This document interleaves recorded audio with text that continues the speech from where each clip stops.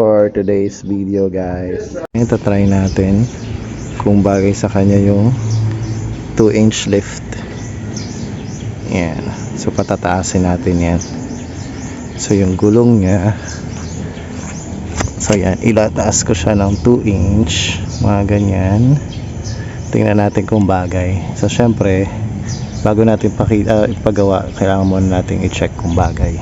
So ang gagawin ko, lalagay ko siya ng jack parehas na side doon saka dito para mag-lift lang siya ng 2-inch para makita ko kung bagay ba bago ko ipagawang ganun, di ba?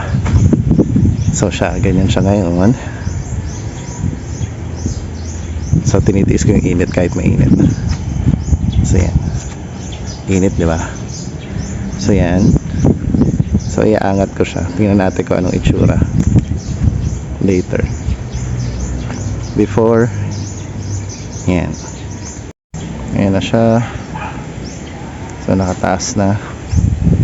So ganyan ang itsura niya pag nakalift yung mga territory natin. Ayan, ito yung ganda.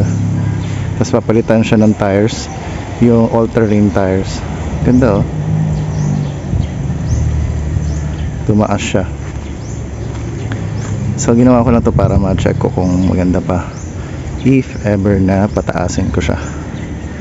Tapos papalitan ng gulong. Ganda, astig, pwede ko siyang ganunin. So maghahanap na lang ako ng shop pwede magpa lift ng territory, guys. Yun lang. So very soon papalift ko na siya, tapos palitan ng off-road or all-terrain tires. So I think okay na ako doon, satisfied na ako. So kasi siya maging mukhang off-road yung style niya. So kasi maging astig kahit di siya masyadong ginagamit. Yan, oh. Ganda. Ang ganda pag mataas. Astig.